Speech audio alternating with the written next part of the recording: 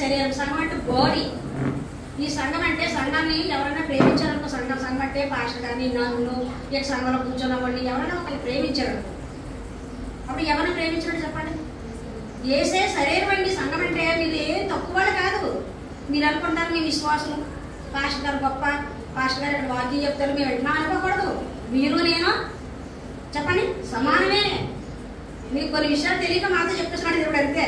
హల్లెలూయా. అర్థమవుతుందా మీకు? అంచేత సంఘం అంటే ఎవరండి? దేవుని చెప్పండి శరీరము. శిరస్సు అంటే క్రీస్తు. ఇప్పుడు ఈ బాడీ మనందరం కలిపి శరీరము. శరీరంలో అవయవాలు. ఈ పీలు లేదు నాకు పూజించుకోండి. ఈ చేతులు, కాళ్ళు, ఇవన్నీ అవయవాలు. మీరు ఒకరి కాలు, ఒక చెయ్య, ఒకరి ముక్కు కాదు, ముక్కు వదిలే ఇవన్నీ తీసకు. ఒకరి కాలు, ఒక చెయ్య, ఒకరి వీపు, ఒకరి కడుపు, అన్ని అవయవాలు మీరు నేను అందరం కలిపి శిరస్సు ఎవరా? దేవుడు ఎలా నడిపిస్తే అలా. ఇప్పుడు శిరస్సు ఉందండి, ఇటువైపు బొమ్మ చూడాలి. నేను ఇది చూడాలి, ఇది చూడాలి. చూడాలంటే చెప్పండి ఇలా చూస్తే చాలు. వీటిని ఎలా తిప్పుతున్నాడు దేవుడు? వెనకాల ఇలా చూస్తే చాలు. చూడడానికి ఇలా బాడీ వెనకాల చూడడానికి తిరగలా అబ్బాయి ఇలా ఎంత గొప్ప దేవుడు అంటే. శిరస్సు క్రీస్తు ఎటు నడిపిస్తే అటు మనము నడవాలి. మన శరీరం బాడీ మీరు నేను. మరి ఒకరినొకరు ఎంత గౌరవించుకోవాలి, ఎంత ప్రేమించుకోవాలి, ఎంత ప్రేమించుకోవాలి మనం. నాకు అనిపిస్తుంది ఒకసారి, నిజం చెప్తున్నాను, నన్ను క్షమించండి. అందరం ప్రేమించుకుంటాం ఈ రోజు నుంచి. యేసు సిలువ దగ్గరకు వచ్చేది ఈ రోజు. ఇది సంవత్సరానికి వచ్చే మహాశుక్రవారం, మామూలు శుక్రవారం కాదు. ఇది చాలా ప్రశస్తమైనది, చాలా పవిత్రమైనది.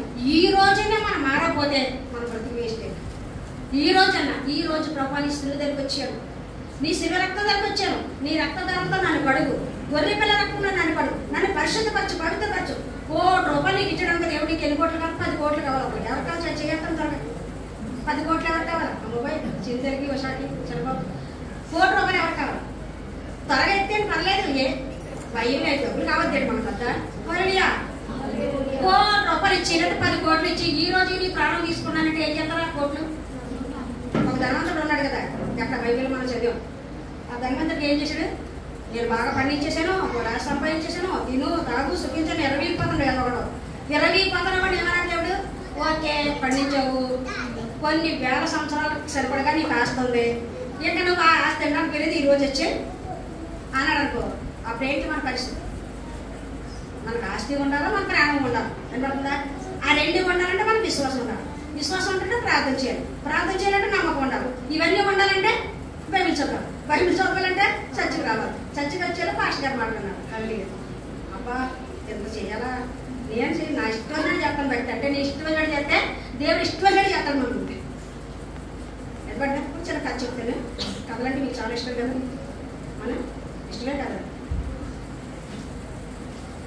చాలా ఇష్టం. బైబిల్ కథ చెప్పకపోతే మీ ఇల్లు వచ్చేస్తాం. హల్లెలూయా హల్లెలూయా. ఒక చిన్న కుమారుడికి తల్లి పనులు చెప్తుందండి. మీ ఇంట్లో కూడా మీరు అంతే కదా, కథలంటే బాగా వింటారు. నిద్రపోకుండా 5 నిమిషాలు 1 గంటలో అయిపోతుంది. ఒక తల్లి వంటగదిలో వంట చేస్తున్న తల్లిదండ్రులకు ఒక కుమారుడు వచ్చాడండి. ఆ తల్లి ఏం చేస్తుంది? ఏ పని అని చెప్తుంది కదా, చెప్పదండి. ఆ తల్లి తన చేతికి తులుసుకుని ఆ తల్లి కుమారుడికి ఒక ఆయనకి, ఒక తల్లి ఒక కుమారుడికి మరి కొంచెం బట్టలు పెట్టరా, ఆ పైన బట్టలు తెచ్చిరా, ఆ కొట్టు కడిగేరా, ఇది చేయరా, అది చేయరా, చిన్న చిన్న పనులు చెప్పమండి. మనం చెప్తామా చెప్పమా? ఆడపిల్లగానే చెప్తాం, మగవాడగానే చెప్తామా చెప్తామా? ఒకవేళ ఇప్పుడు మీ అమ్మ చెప్తాను ఒక పనులు నీకు సిరాగ్గా ఉందనుకో, వినాలి జాగ్రత్తగా. చిన్నపిల్లలు వినండి రా, మీకే కదా. సండే స్కూల్ పిల్లలకి మరీ కదా, ఇది మీకే. సండే స్కూల్ పిల్లలకి మరీ ఎక్కువ, పెద్దలకు మరీ తక్కువ. ఆ తల్లిదండ్రులకు ఒక కుమారుడు వచ్చి గబ్బ చీటీ రాసి ఇచ్చాడట. హల్లెలూయా. మా చింత చెప్తుంది, మొన్న వాటి ఎగ్జామ్ రాస్తే మా విక్కీ బాబు అందరికన్నా ముందు ఎగ్జామ్ రాసేసి ఆ టీచర్కి మొక్క మీద నువ్వు ఎగ్జామ్ రాస్తే నేను నువ్వు ఎగ్జామ్ ఏ పిచ్చిని చెప్తే నేను రాయలేనట్టు మొక్కం కీరగా పడాయిగా గర్వంగా పెట్టుకున్నాడు. తర్వాత రాసి టీచర్ దగ్గరికి వెళ్ళి అని ఎక్కాడంట. మాకు ఆడు బుర్ర బేరనప్పుడు ఆవిడ ఆ టీచర్ బుర్ర తిరిగిపోయిందంట. ఎవరు ఏబిసిడి రాయకముందే ఏ కూడా రాయకముందే అందరికన్నా కట్టకట్టకట్ట వాళ్ళమ్మ రోజు బొరి తెలిసి నేర్పించేస్తుంది. రాసి గేరగా అయిపో, ఇదిగో నీ కాయకు నువ్వు తీసుకోవాలంటే ఇచ్చాడు ఆ టీచర్కి. ఆవిడ వాళ్ళ అమ్మకు మెసేజ్ చేసి, ఏంటంటే బాబు ఈ బాబు 5 నిమిషాలు రాసేసి పిల్లలు ఎవరు రాయకముందు రాసేసాడు. మా ఆ టీచర్లు అందరూ కూర్చొని అడుకున్నారండి ఈ పిల్లల కోసం. ఫస్ట్ ఇలా ఇచ్చాడు, తెచ్చి మొహం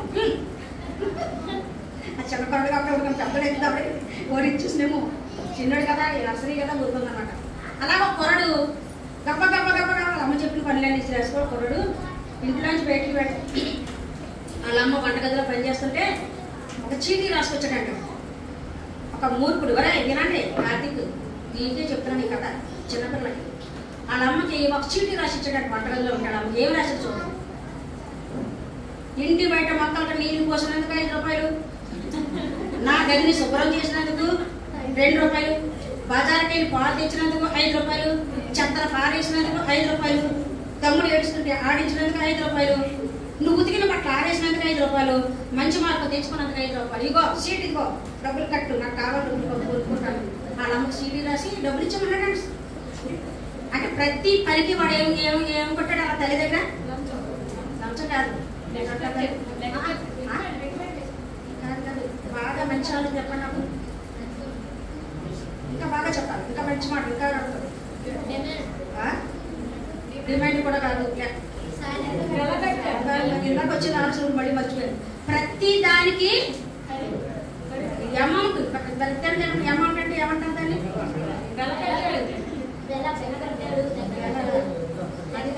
ప్రతి దానికి అమౌంట్ రాసాడంటే తల్లికి ఎంతాడు తల్లిని ఎంత బ్లాక్ మెయిల్ చేసి డబ్బు అడుగుతాడు. ప్రతి పనికి డబ్బులు రాశాడు కాగితం మీద.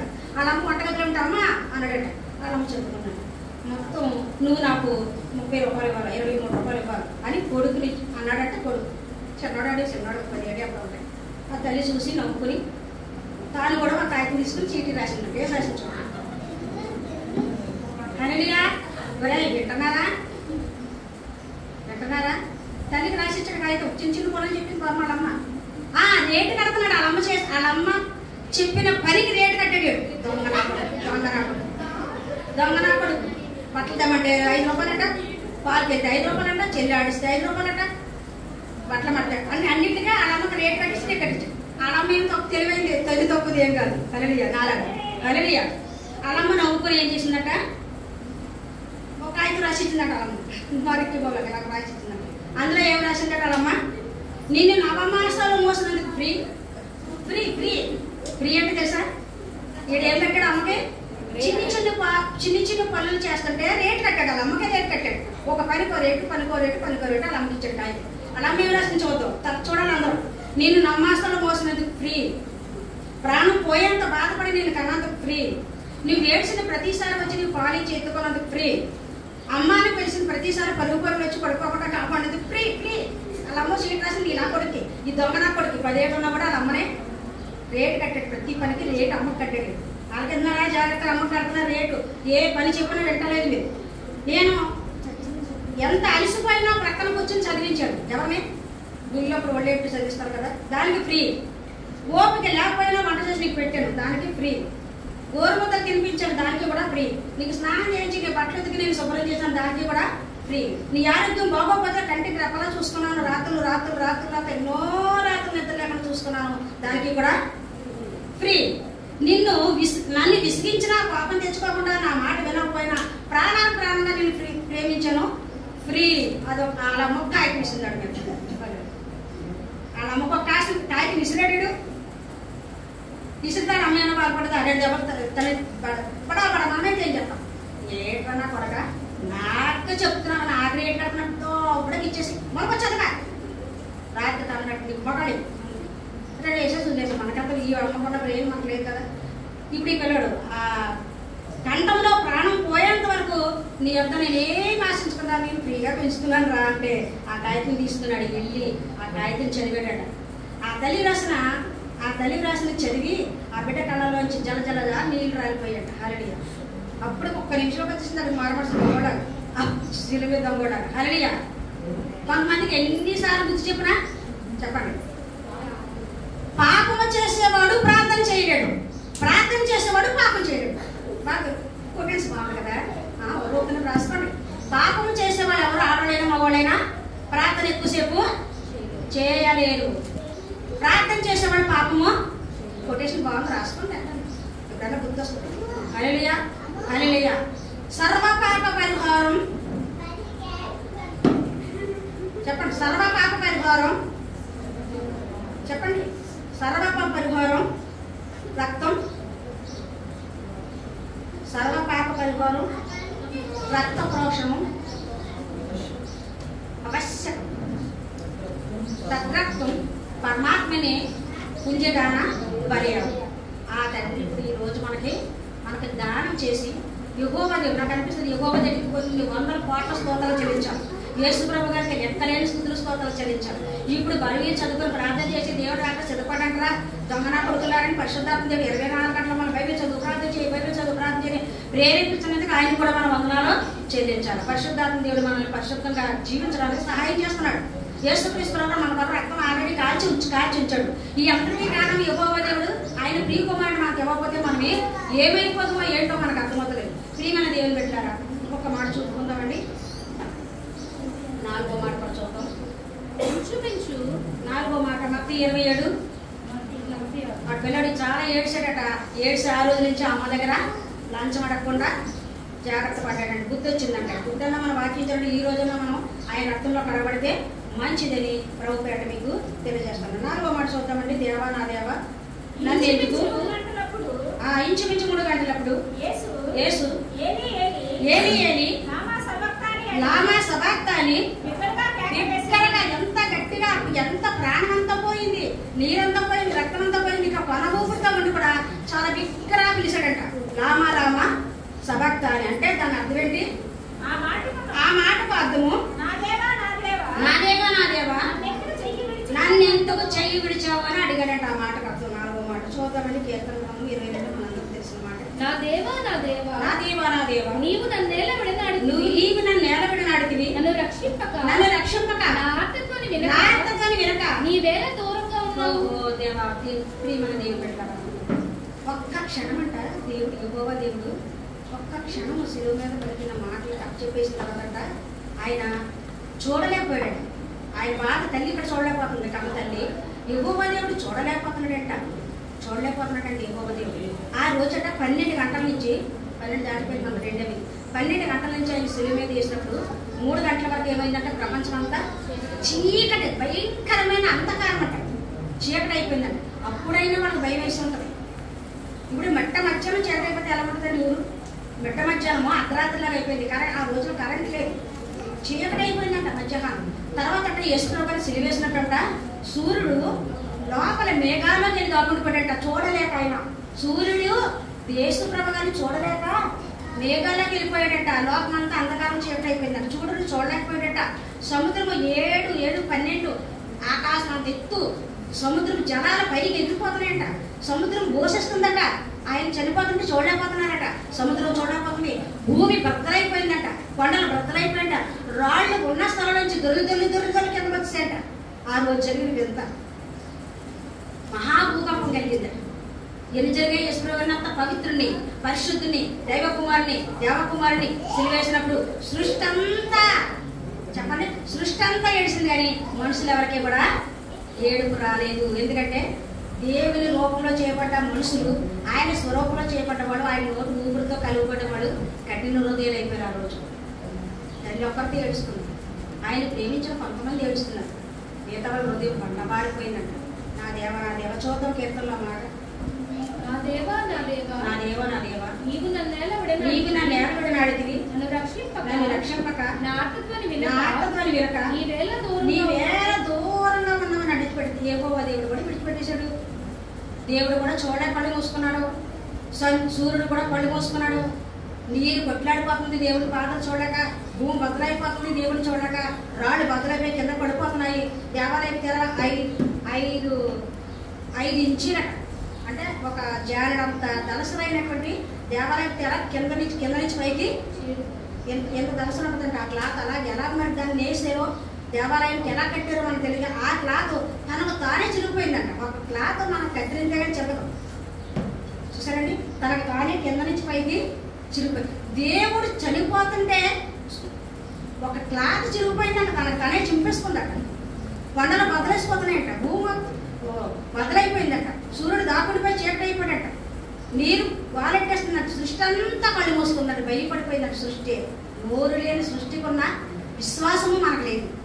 ఈ రోజు మన విశ్వాసం అయితే ఏం చేద్దాం? ఈ రోజు నుంచి విశ్వాసంగా ప్రార్థన చేద్దాం. పాస్టర్ గారి మాట కొంచెం తీసుకోండి. విశ్వాసంగా బయట ప్రార్థన. మేము చనిపోయిన తర్వాత ఖచ్చితంగా మాకు ఏమి కావాలా? పరలోకం కావాలి. నిత్య జీవం రావాలంటే మేము ఎంత నీతిగా ఉండాలి? నిత్య జీవం రావాలంటే మేము ఎంత భక్తిగా ఉండాలి? మేము ఎంత ప్రార్థన చేయాలి? ఎంత నీతిగా ఉండాలి? మా కళ్ళని, మా నోటిని, మా హృదయాన్ని ఎలాగ మేము అంతా చెప్పాను కదా నేను. మన లోపల చిన్నప్పటి నుంచి చేసిన ప్రతి ఒక్క పాపం ఒక మాయదారి తల్లి గురించి మన టైం అయిపోయింది. ఒక మాయదారి తల్లి అటు మంచి తల్లులు ఉన్నాయి, ప్రేమించే తల్లులు, ప్రార్థించే తల్లులు, మాయదారి తల్లి ఉన్నారు. అది పిల్లలకు అస్తమాన అబద్ధాలు నేర్పుతుంట. ఏంటది ఆ తల్లి పేరు చెప్పండి? మాయదారి తల్లి ఉంటారు తెలుసా? ఉన్నారో లేదో మరి మీకు తెలియదు. ఒక మాయదారి తల్లి నేను చూశాను మా ఇందులో ఎట్లా కదుకోవచ్చు. ఒక పిల్లలు ఇద్దరు ఉన్నారు. ఆ ఇద్దరు పిల్లల్ని పొద్దున్నే లేచి స్కూల్కి వెళ్ళక ముందు స్కూల్కి వచ్చేసిన తర్వాత అందరింటికి వెళ్ళాలి. ఆ పిల్లలు ఎక్కడికి వెళ్ళాలా? అందరింటికి వెళ్ళాలి. ఆడుకోవడానికి వెళ్ళినట్టుగా, టీవీ చూడడానికి, నటించడానికి వెళ్ళి వాళ్ళు ఏం మాట్లాడుకుంటున్నారు బెడ్రూమ్లో, లేదా వంటల్లో ఏం మాట్లాడుకున్నారు, ఆ ఫ్యామిలీ ఏం మాట్లాడిన ఎట్టుకెళ్ళి ఎవరు చెప్పాలా? చెప్పండి. ఆ మాయదారి తల్లి చెప్పాలా? ఈ పిల్లలు చిన్నప్పటి నుంచి ఎలా ట్రైనింగ్ చేసింది అంటే పాపం చిన్నపిల్లలు పరిశుద్ధులు, పాపం లేని వారు, పరిశుద్ధమైన బిడ్డలు. చంటి పిల్లలు పుట్టినాడు పరిశుద్ధం, వాళ్ళకి ఏ పాపం తెలియదు, గొడవలు అవుతాయి. ఈ తల్లి వాళ్ళని అలా తయారు చేస్తుంది.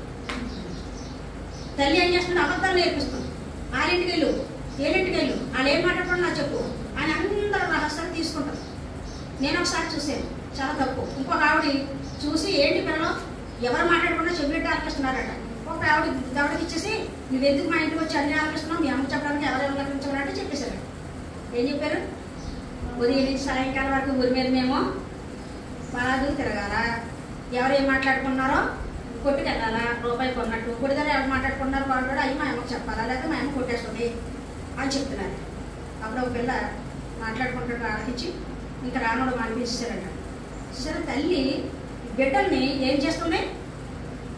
అన్ని పాపం లేని బిడ్డల్ని పాపంలోనికి, అబద్ధాలోనికి నడిపించి అన్న మహాపాపులుగా చేస్తుంది తల్లి. మీరందరూ తెలిసిన చాలాసార్లు చెప్పాను డాడీ కూడా, నేను కూడా.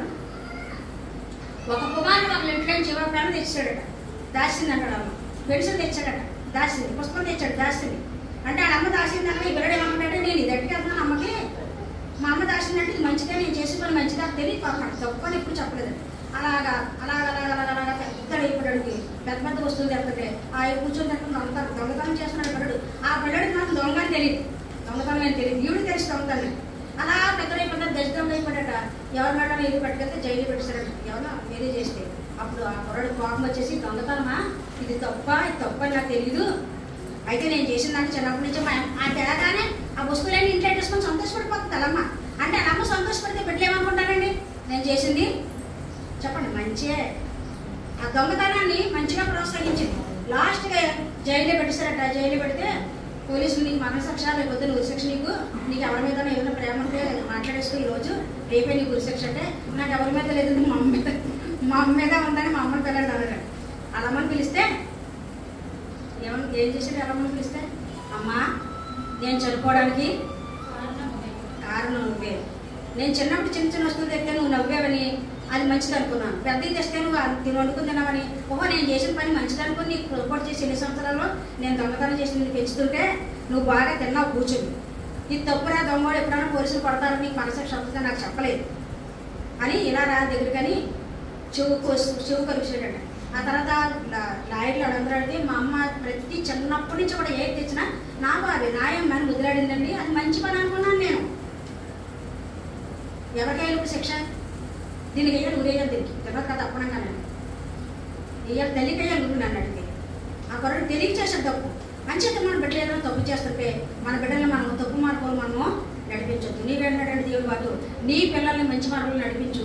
నువ్వు చనిపోతే వాళ్ళ పిల్లల్ని ఒక్క జనరేషన్ పాడైపోతే లాస్ట్ జనరేషన్ అంతా నాశనం అయిపోతాయి. వాళ్ళ పాపానికి, వాళ్ళ నరకానికి, వాళ్ళ శాపానికి ఇవే కారణం, తల్లే కారణం.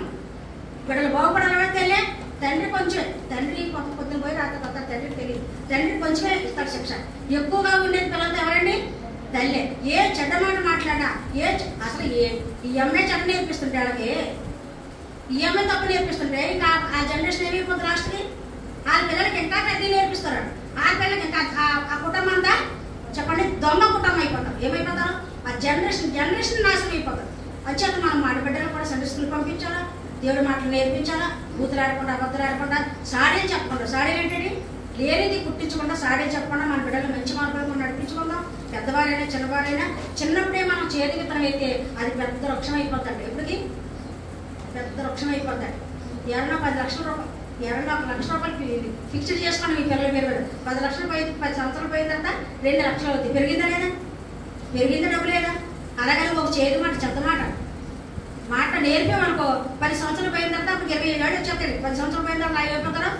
ఈ డబ్బు పెరిగినట్టే వీళ్ళలో ఉన్న తప్పు పెరుగుతా ఆ తప్పుని వాళ్ళకి తెలియదు. జాగ్రత్తగా మీ బిడ్డలు మీరు క్రమశిక్షణగా పెట్టుకోవాలని నేను మనం చేస్తాను. ఇంకొక చిన్న మాట చదివేసుకుని ముగించేంత 17 వచనం 22:17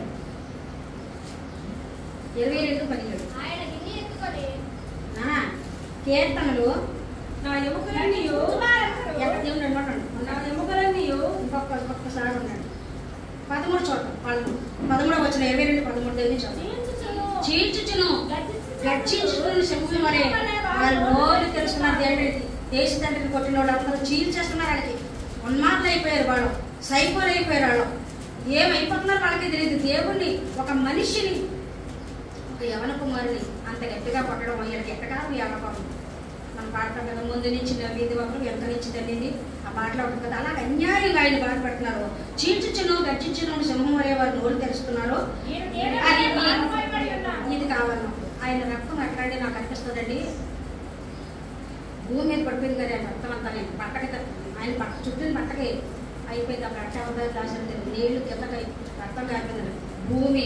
భూమి పవిత్రపరచబడింది. భూమికి రక్తం అవసరం. భూమి మీద పడింది ఆయన రక్తం. భూమి ఎంత అదృష్టమంతురాలు నాకు అనిపిస్తుంది.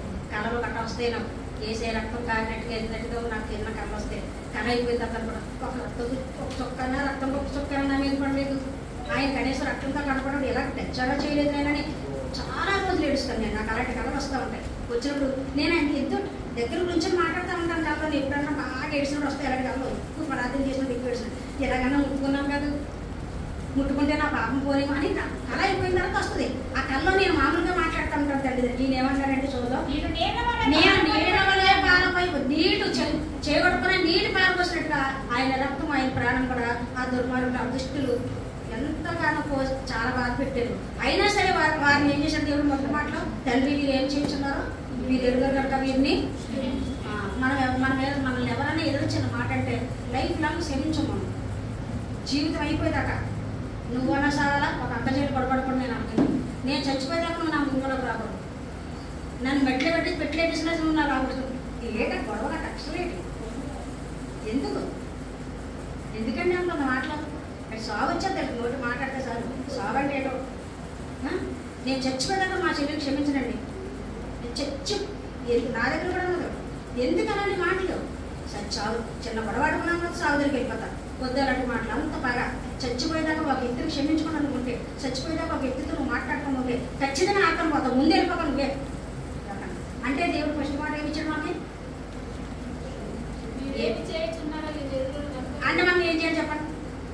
మనం ఎంత అన్యాయంగా తిట్టినా, ఎంత బాధ పెట్టినా, అంటే కొంచెం బాధపడితే ఏం పోయింది మన మాట.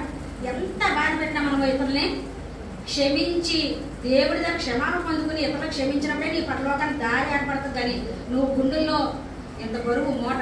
బైబిల్లో నేను సామెతలు చదివినప్పుడే రాయబడుగు ఇసుక భారం అరవే రాయి బరువు కొట్టదండి.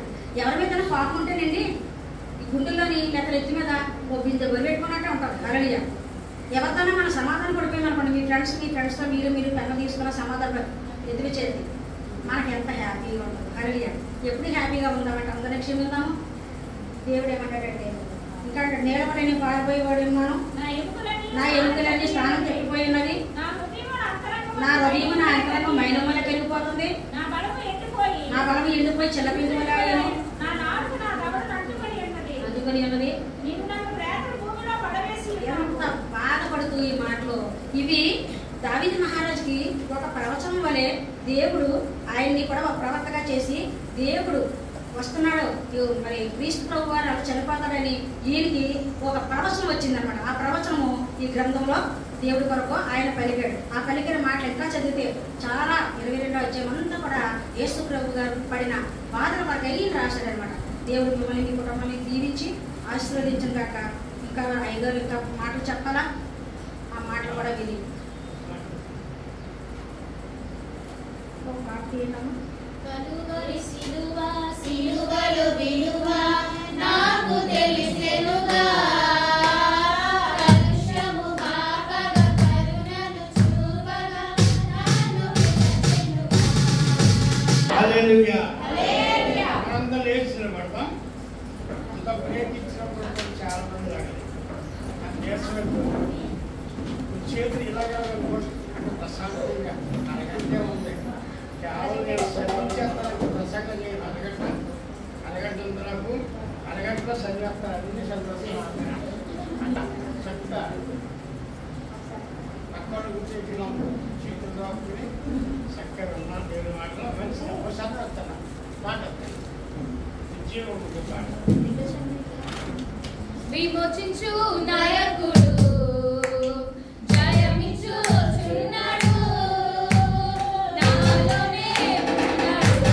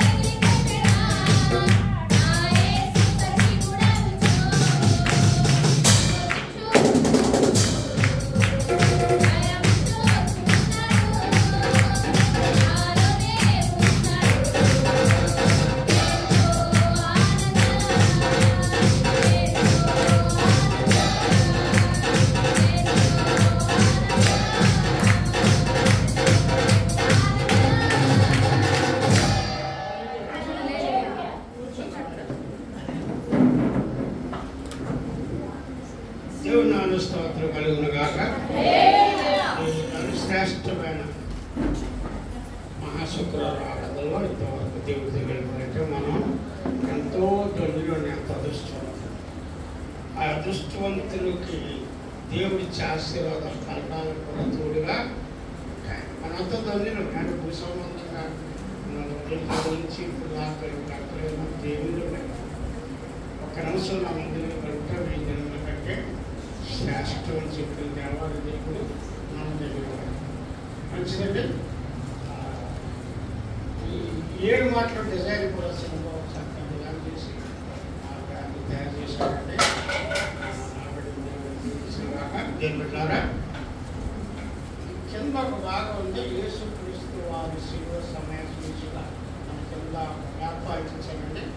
అందులో యేసుప్రభు వారు ఎన్ని గంటలు శ్రమ పడ్డారో, మరి ఈ టైంలో ఎక్కడ ఉన్నారో అవన్నీ కూడా లేఖనాలతో పాటు కూడా వివరించి అందులో ఉన్నాయండి.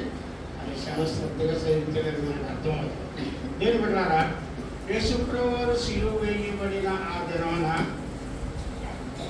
జరిగిన సందర్భం, అంటే దేవుడు అనుభవించిన సందర్భాన్ని సాక్షాత్తు ఆక్బర్పూర్ విశ్వవిద్యాలయ పరిశోధన కళాశాల విద్యావేత్తలసే ఓ నిజాన్ని బయట పెట్టారండి. పేరెందుకు గల ఆ సంస్థ మీద ఆక్బర్డ్ విద్యాలయ పరిశోధన కళాశాల వారు పరిశోధించి యేసుప్రభు శిలువ వేసినప్పుడు ఏం జరిగింది, అక్కడ ఏమేమి అవన్నీ కూడా పొందుపరిచేవిగా అవి బైబిల్లో లేవు. కానీ ప్రత్యేకంగా ఒక తయారు చేసి ఒక భాగాన్ని ప్రతి వాడికి కూడా మరి చూపించడం, పంపించడం జరిగింది. అందులో కొన్ని మాటలు నేను గమనిస్తాను, చదువుతాను, బాగా అర్థం చేసుకొని. యేసుప్రభువు శిలువ వేసిన ఆ శిలువ దాని బరువు 150 కేజీలు బరువు. 150 కేజీలు అంత బరువైన శిలువను యేసుప్రభు ఇంటి మీద పెట్టారు. 150 కేజీలు అంటే 150 కేజీలు అంటే అది ఆశాపేసి కాదండి. 100 కేజీల తర్వాత మళ్ళీ 50 150 కేజీలు బరువు అటండి. తర్వాత పొడవు 15 అడుగులటండి. పొడుగు ఒక మనిషి 5 అడుగులు పొడవు ఉంటాడు, తప్పితే 6 ఉంటాడు. గుజరాత్లో ఎవరన్నా ఉంటే 6.5 అలా ఉండొచ్చు. అంటే పొడవు 15 అడుగులటండి. వెడల్పు 8 అడుగులట. 8 అడుగులు వెడల్పు శిలువ దేవుడు వీపు మీద పెట్టారండి. ఆయన కాళ్ళలో చేతుల్లో కొట్టిన మేకులట 3/4 పొడవు, 3/4 ఇంచెస్ ఉందటండి. దాని పొడుగు 8 ఇంచెస్ ఉందట. అంటే ఇంత భయంకరమైన పరిస్థితిలో యేసుప్రభుని హింసించారండి ఆ రోజుని. ఆ తర్వాత యేసుక్రీస్తు ఎత్తు 5 అడుగుల 11 ఇంచులట. ఆయన 5 కూడా కొలిచారండి ఆ దినాల్లో. ఆ దినాల్లో రామ సైనిక వారు, రామ సామ్రాజ్యం వారు కొంతమందికి యేసుప్రభు ఎంత హైట్ ఉన్నారు, ఎన్ని అంగుళాలు ఉన్నారు, ఎన్ని ఇంచీలు ఉన్నారు, హైట్ ఎంత అని ఆ శిలువ వేసేటప్పుడు ఇవన్నీ కూడా లెక్కలో అన్నీ కూడా బయట పెట్టారండి. యేసుక్రీస్తు ఎత్తు 5 అడుగుల 11 ఇంచీలు.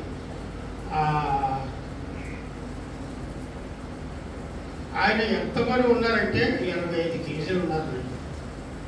ఎత్తు 5 అడుగుల 11 ఇంచీలు, బరువు 85 కేజీలు. సాధారణంగా చిన్నపిల్లలు ఉన్నారండి 80-85 కేజీలు.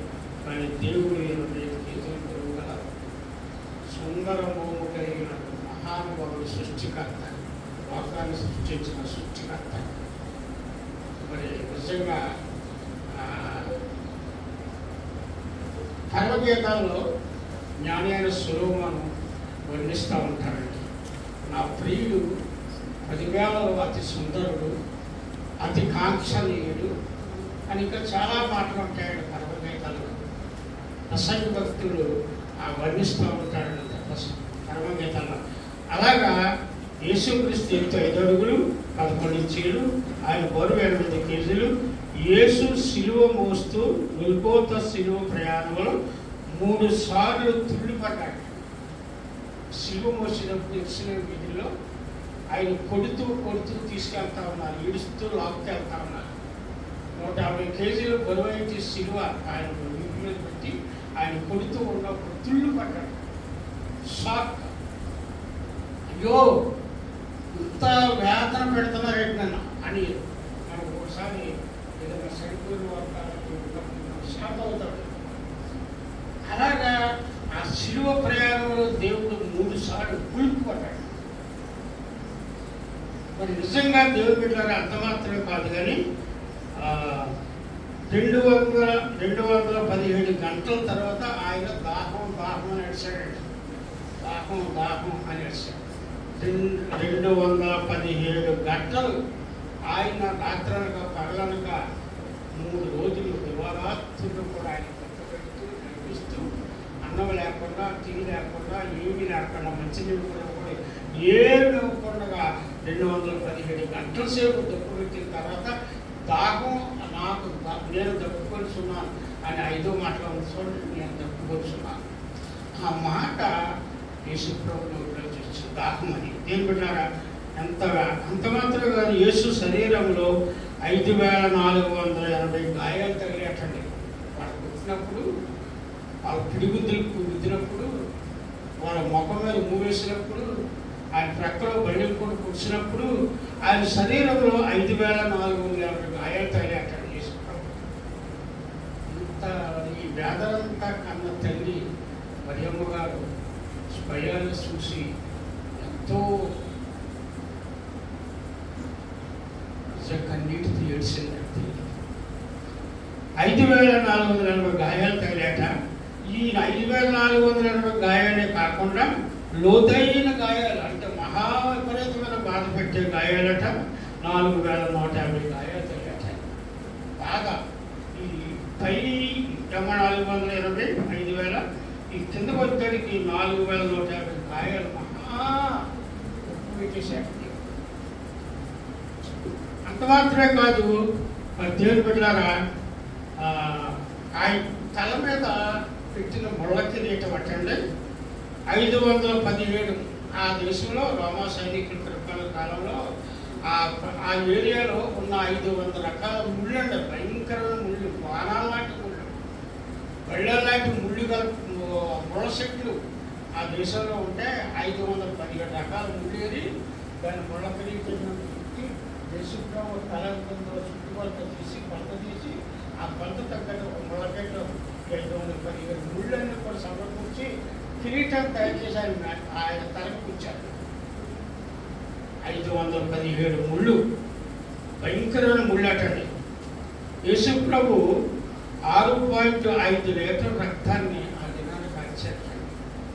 అంటే ఆయన శరీరంలో ఉన్న రక్తం అంతా, ఎవరి రక్తం అంతా కూడా 6.5 లీటర్ల రక్తం, ఆ బాడీలో ఉన్న రక్తం అంతా కూడా జలధారగా మానవాళి కొరకు, మానవాళి యూత్ కొరకు, మనుషుల పాపం కొరకు యేసుప్రభు వారు కార్చారు.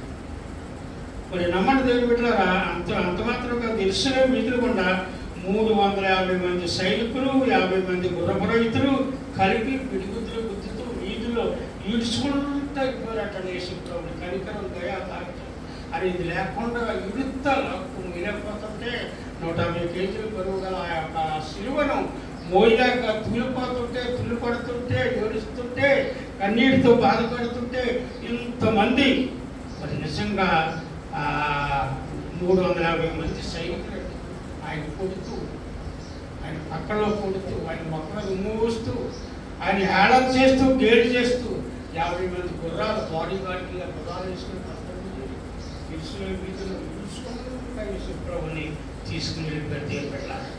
అంత మాత్రమే కాదు, యేసుప్రభు చనిపోయిన ఆఖరుగా లోక అనే డాక్టర్, లోకస్వామి రాసిన డాక్టర్గా రాశారు. లూక్ అనే డాక్టర్, ఆయన డాక్టర్ పిలిచారు. ఆయన డాక్టర్ గారు అయ్యింది కూడా లోకస్వామి రాశారండి. పరిశుద్ధాత్మతో ప్రేరేపించేవాడు. ఆ లోక గారు సర్టిఫై చేశారండి. ఎలా సర్టిఫై చేశాడు? మన క్యాలెండర్ ప్రకారం అయితే యేసు చనిపోయింది 7th ఏప్రిల్ 30 BC. అప్పుడు యేసుప్రభు ప్రాణం వదిలేటంటే యేసు చనిపోయిన చెప్పిన వ్యక్తి వైద్యుడైన లోక ఆయన కన్ఫర్మ్ చేశాడు. చనిపోయాక ఆయన దగ్గర ప్రాణం పూర్తిగా చనిపోయింది. సిలువ నుంచి మనం ఆయన్ని తెచ్చుకొని మనం తీసుకుని వెళ్ళిపోవచ్చు ఒక శరీరాన్ని అని ఓకే చేసి సర్టిఫై చేసిన వాళ్ళు లోకాన్ని ఆకారు.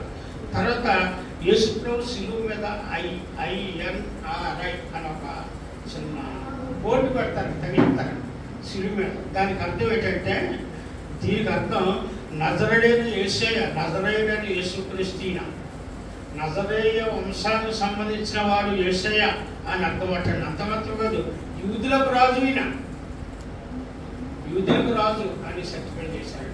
దీని ప్రకారం ఈ మానవుల వరకు యేసుప్రభు ఇంత శ్రమ వాక్కులు మన ఎంతకాలం ఆ తల్లి కన్నీటితో మాట్లాడిన ఒక మాట, ఆయన మాట్లాడు సిలువ మీద కలిగిన ఒక మాట మానవాళికి ఇవాళ విడుదల, విమోచన, మానవాళి జీవితానికి ఒక పవిత్రత, మానవాళి జీవితానికి ఒక అర్థం, పరమార్థాన్ని దేవుడు ఆ 7 మాటలే లోకానికి శాంతినిచ్చేయని ఇప్పుడు కూడా అనేక మంది లోకమంతా కూడా దేవుడు స్థుతిస్తూ ఉంటారు. వాటితో పాటు మనం ఉన్నప్పుడు స్థుతిద్దామా? మంచిదండి. ఇంకో పావు గంట మాత్రం ఉంది నాకు. ఈ పావు గంటలో ఒక చెప్తాను. 5వ మాట, అటు తర్వాత సమస్తమును అప్పటికి సమర్థమైనదని యేసు ఎరిగి లేఖనము నెరవేరినట్లు నేను దప్పికొనుచున్నాను. ఆమేన్. యేసుప్రభు వారికి అర్థమైపోయింది, ఈ లోకంలో ఉన్న మనుషులంతా కూడా ఇంత దయాదాక్షిణ్యం లేకుండా నన్ను హింసిస్తారని ఆయనకి ఎప్పుడో తెలిసింది. ఆయనకి అన్న ప్రకారం పని అంతా వేసేసాడు. ఆయన కష్టాలన్నీ పడవలసిన అన్ని కూడా తిన్నాడండి, అనుభవించాడు. ఆఖరుగా నాకు దాహం అని నేను దప్పికొనుచున్నాను అని పలికిన మాట. ఈ లోకంలో అండి మనుషులైన మనకు ఓ ప్రయాణానికి వెళ్ళామంటే బాటలు కొనుక్కుంటాం, మనం దప్పికి తెచ్చుకుంటాం కంటే ఒక దింపు కొంటాం, అన్ని బ్యాగులో రెడీగా పెట్టుకుంటాం. అంటే దాహం వేస్తుందండి. మార్గ మధ్యంలో ఏమో ఎలాగుంటుందో పరిస్థితి, అక్కడ ఊరు ఉంటుందో ఉండదో, మనం అక్కడ ఆగుతామో ఆగమో, మనకు అందుబాటులో ఉంటాయో ఉండవో, ఆ అక్కడ షాపింగ్ మాల్స్ లేకుండా బాటిల్ దొరికి ఉంటాయేమో అని ముందుగానే సిద్ధపడి దేని బిడ్డలారా మనుషులు దాహం తీర్చుకుంటారు. అనేక రకాలుగా నీళ్లు, బాటలు, డ్రింకులు అవి ఇవి అన్ని సిద్ధపరచుకుంటారు.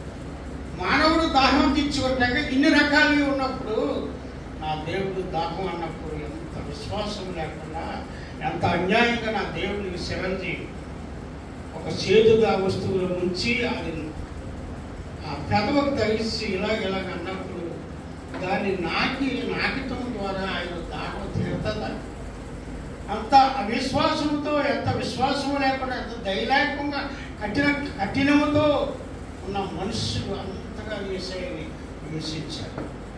తన తండ్రి అయిన యెహోవా దేవుడు అప్పగించిన తన పని యథార్థంగా 5వ మాట వరకు కూడా ప్రాణం పోతూ ఉన్నప్పుడు, ఆఖరి క్షణాల్లో కూడా మాట కూడా రానప్పుడు, నాలుగంతా కూడా ఆరిపోయి, దాహం అంతా కూడా వాయిస్ రానప్పుడు, ఆ కష్టకాలంలో, ఆ కన్నీటి సందర్భంలో నేను తప్పికొన్నాను, నాకు దాహం రాకుండా ఇస్తారా అని అంగలార్చిన పరిస్థితి 5వ మాట. 6వ మాటలకు వెళ్ళిపోతాం. సమయంలో 6వ మాట యేసు సరిపుచ్చుకొని సమర్థమైనదని చెప్పి తల వంచి ఆత్మను అప్పగించాను. యోహాను 19:30. యేసు సరిపుచ్చుకొని సమర్థమని చెప్పి తల వంచి ఆత్మను అప్పగించాను. నిజమే దేవుడు. యెహోవా దేవుడికి తన కుమారుడు యేసయ్య మాట ఇచ్చాడండి. కుమారుడా, లోకంలో మనుషుల పరిస్థితి ఎలాగుంది? నువ్వు వాడి కొరకు వెళ్తావా? వాళ్ళ విమోక్షణ కలిగిస్తావా? నీ రక్తాన్ని సింధిస్తావా? దెబ్బలకు నువ్వు ఓర్చుకుంటావా? పక్కలో ఒడిసినప్పుడు సహించుకుంటావా? ముళ్ళకేటం పెట్టినప్పుడు సహించుకుంటావా? నువ్వు ఇష్టపడుతున్నావా లేదా? ఏంటి నీ సంగతి అని తండ్రి కుమారుడిని ప్రశ్నించినప్పుడు కుమారుడు ఓకే అని చెప్పి లోకానికి వచ్చి ఆయన చెప్పిన మాట ప్రకారం కూడా ఆయన అన్ని కూడా సఫలపరుస్తూ ముందుకు వెళ్ళిపోయాడు. 6 మాట వరకు సమాప్తం. నా ప్రభు అర్పించిన పని అంతా కూడా నేను సమస్తం చేశాను. నా ప్రభు నన్ను నమ్మాడు, నన్ను పంపించాడు. ఆ సమయంలో ఉండి దేవదూతలు ఇల్లు వచ్చాడు. దేవుడి దగ్గర వచ్చాక యెహోవా దేవుడి దగ్గర, అయ్యా ఇగో మమ్మల్ని దేవదూతల కింద మీరు చేశారు కదా, ఇక్కడ గాన ప్రతిగానాన్ని కూడా మేమే చేస్తాం కదా, మిమ్మల్ని ఆనందింపజేస్తాం కదా, మాకు ఛాన్స్ ఇవ్వండి, మేము వెళ్తాం, ఆ మనుషుల వరకు మేము ప్రాణం పెడతాం అని అంటే దేవుడు అన్నాడు, యెహోవా దేవుడు ఎవరి రక్తము కూడా పవిత్రత లేదు. నా కుమారుడు పాపం లేని స్త్రీ గర్భాన పుట్టి మాట తప్పని వాడిగా, నిజమైన దేవుడిగా, మనిషినే కానీ నిజమైన దేవుడిగా బ్రతికిన అపవిత్రత అనేది కూడా లేకుండా బ్రతికిన నా కుమారుడు రక్తమే పవిత్రమైన. ఆ రక్తంలోనే మనుషులు పాపాల దాగులేని కనబడతాయి తప్ప మీ ఎవరి రక్తం కూడా పనిచేయదు అక్కడ అని చెప్పినప్పుడు దేవుడు తప్పకపోయాడు. నా ప్రభు మనందరి కొరకు ఆయన త్యాగం చేశాడు. తండ్రి మాట విన్నారు. ఏమిటనేది ఈ దినాల్లో తల్లిదండ్రుల మాటలు తినేవాడు బిడ్డలు లేరండి. చాలా అరుదండి, చాలా అరుదుగా ఉంటారు. ఎక్కడో కనపడదు. మాట నిలకడ లేదండి మనుషుల్లో. ఏమిటారా మాట వినేవాళ్ళు ఎక్కడో కానీ సాగు కొరకు నా ప్రభు సిద్ధపడ్డాడండి. కష్టకాలంలో కనీసం దేనికన్నా సిద్ధపడతాము. యేసు ప్రభు నమ్మాలంటున్నాం, బాప్తిసం తీసుకుంటున్నాం, చర్చలకు వస్తున్నాం, దశభాగాలు ఇస్తున్నాం, దేవుని మాట చేస్తున్నాం అంటున్నాం, దేవుని కోసం బ్రతుకుతున్నాం అంటున్నాం, దేవుడే ఇలా ఉంచాడు అంటున్నాం, అన్నీ అంటున్నాం. కానీ దేవుడి కొరకు ఏమైనా త్యాగం చేస్తావా? నా ప్రభు నీ కొరకు నా కొరకు త్యాగం చేశాడు. నా ప్రభు తన ప్రాణాన్ని ధారపోసాడండి మనందరికీ. ఒక్క నిమిషం మనం ఆలోచన కలిగి ఒక్క నిమిషం.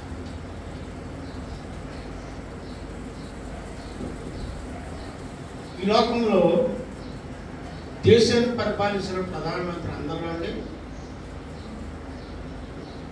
నెహ్రూ గారు ఎక్కువ కాలం ప్రధానమంత్రిగా చేశారండి. ప్రధానమంత్రి చాలా మంది అన్నారు. ఇక్కడ అందరూ ఎక్కువ కాలం నెహ్రూ గారు పరిపాలించారు. ఆ దినాల్లో ఒక క్రైస్తవ పాస్టర్ గారు ఒక ఆశ కలిగింది, దేశాన్ని పరిపాలించే ఈ ప్రధానమంత్రికి నేను పరిశుద్ధ బైబిల్ గ్రంథాన్ని ఇవ్వాలి, ఎలాగైనా సరే ఇవ్వాలి అని ఆలోచించాడు. దేవుని కొరకు ప్రయాసం. ప్రధానమంత్రి చేతిలో నేను పరిశుద్ధ బైబిల్ పెట్టాలి, నా దేవుణ్ణి పరిశీలన చేయాలి ప్రధానమంత్రికి అని సిద్ధపడ్డాడు క్రైస్తవ పాస్టర్. చాలా ప్రార్థన చేశాడు. ఎంతోమంది అధికారులు కలిశాడు. ప్రధానమంత్రిని కలవాలంటే మాట్లాడేది బాబు చాలా కష్టం. అసలు సీఎంను కలవటానికి దారిలో తిప్పుడు కాపులో బాడీ గార్డులు చాలా బందోబస్తు. దేశ ప్రధానమంత్రి కలవాలంటే చాలా కష్టం. అలాంటి పరిస్థితుల్లో ఎలాగైతే మొత్తం మీద ప్రార్థన పూర్వకంగా పరిస్థితులను చక్కబడి ప్రధానమంత్రి కలవటానికి పర్మిషన్ సంపాదించారండి. ఎవరో అమ్మ ఎలా చెప్పు, ప్రధానమంత్రిని కలవటానికి పర్మిషన్ సంపాదించాడు పాస్టర్ గారు. చాలా మంచిదండి.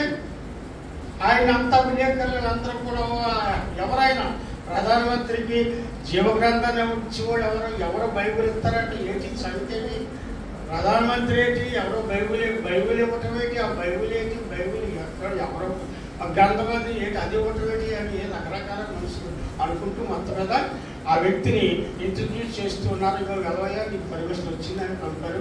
అప్పుడు భగవాన్ ఆ పాస్టర్ ప్రార్థన చేసి భగవాన్ ఇక్కడ చెప్పుకుంటూ వెళ్ళి ఈ బైబిల్ ఎట్టుకెళ్ళి ఆ ప్రధానమంత్రి గారు చేతులు పెట్టారు. ఆయన తీసుకున్నారు. ప్రధానమంత్రి గారు గురుగారు తీసుకున్నారు. బైబిల్ అంటే అందరికి ఇస్తున్నాడు. ఆయన సీక్రెట్గా చదివేవాడు 190 మంది ఉన్నారు. బహిరంగంగా చదివే అలాంటి 10 మంది ఉన్నారు. సీక్రెట్గా గ్రంథంలో యేసు